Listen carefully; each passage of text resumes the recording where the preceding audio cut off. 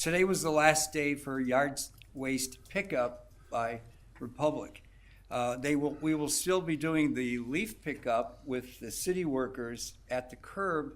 They cannot be in the paper bags. Leaves have to be out on the grass, and hopefully we'll get on top of all that. It's difficult to predict when the leaves come down. Obviously, this year they came down late, and so many of them came down at one time. And then we've also had trouble finding people for part-time work to help our crews pick up leaves. But leaf pickup will be at curbside from here on until next late March or early April. Joe will announce that. So I just wanted to make sure that everyone was aware of that. We do have I just have a couple of announcements. We have Light Up the Park Friday night, November 30th from 5:30 to 7 p.m. at the Folger home. This is put on by the Recreation Department of the City of Avon Lake. Santa Claus will be arriving, hopefully in a fire engine. If the fire engine is not available, he'll be here by police car, but he will be here. There'll be some snacks and songs and fun for the family. I want to acknowledge the passing of Rick Hammer, who was the editor of the Avon Lake Press for a number of years. Rick had a battle with cancer a number of years ago, and he beat it.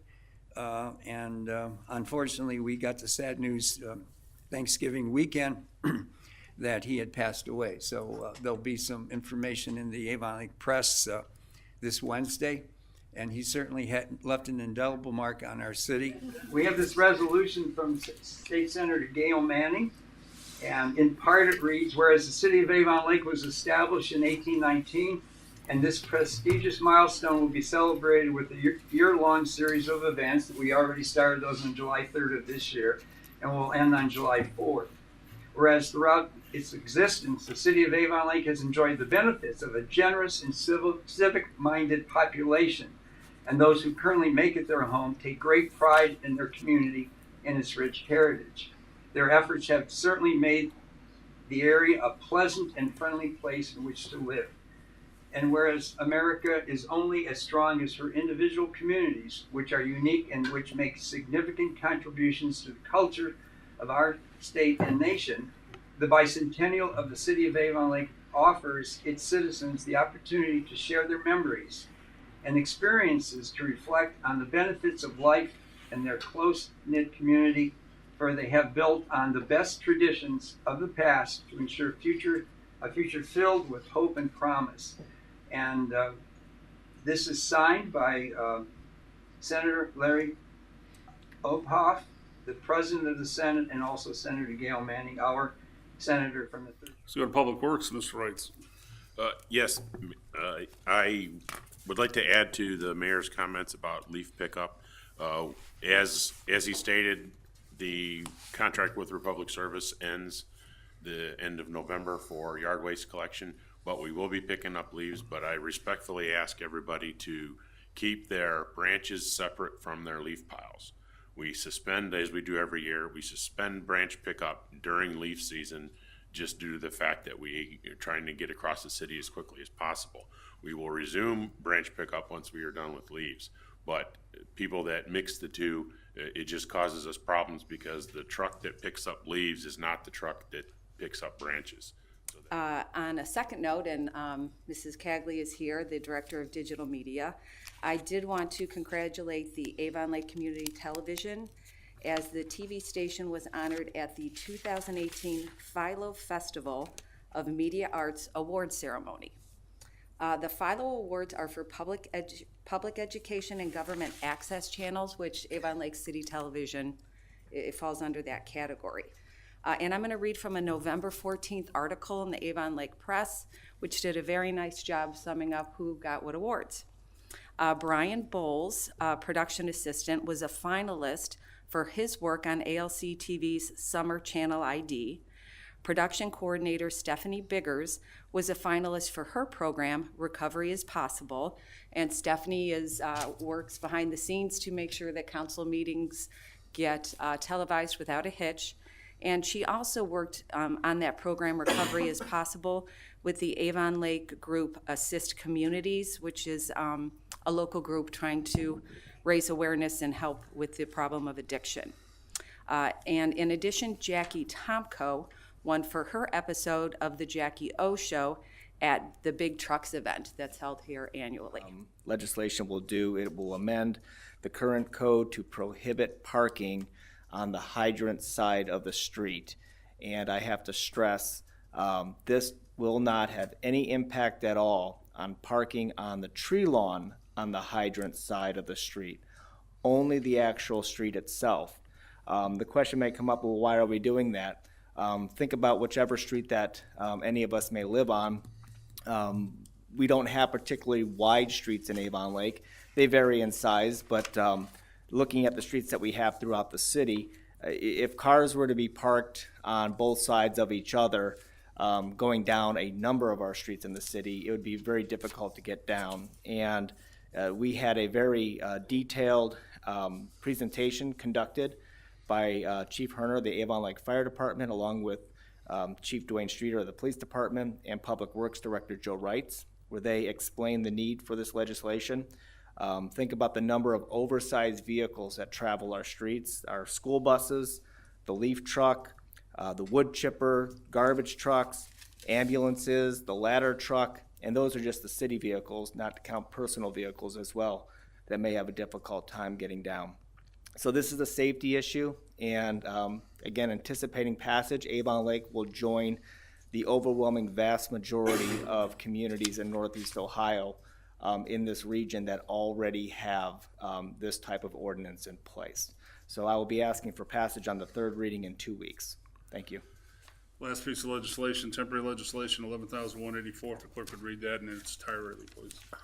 A resolution in opposition to the Federal Communications Commission, FCC, implementation of Section 621A1 of the Cable Communication Policy Act of 1984 as amended by the Cable Television Consumer Protection and Competition Act of 1992.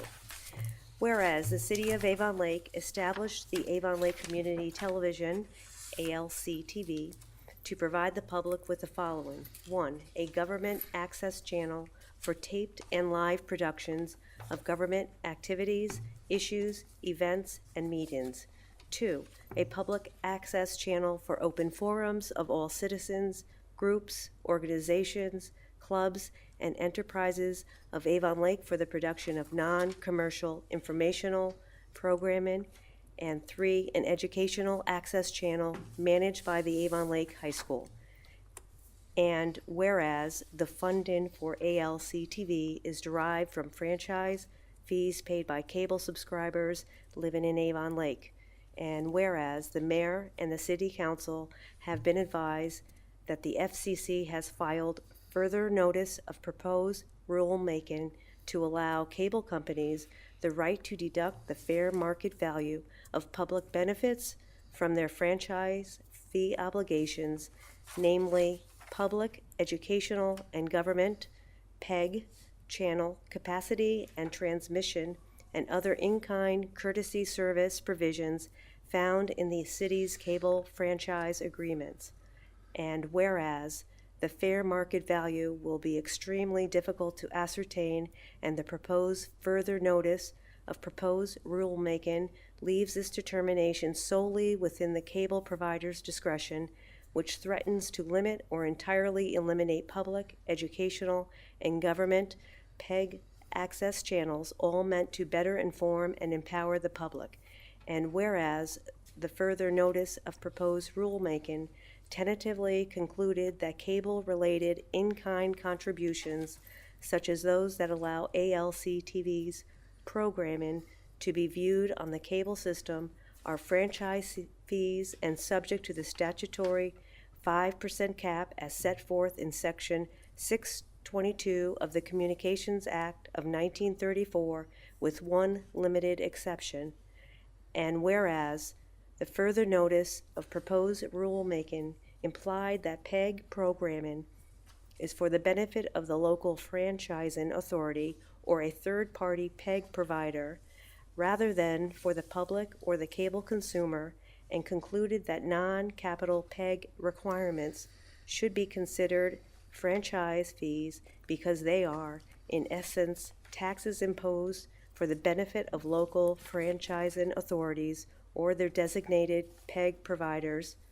And whereas the further notice of proposed rulemaking tentatively concluded that mixed-use network ruling should be applied to prohibit local franchising authorities from leveraging their franchising authority to regulate non-cable services such as broadband internet access services, except for institutional networks which local franchise authorities may regulate expressly by statute.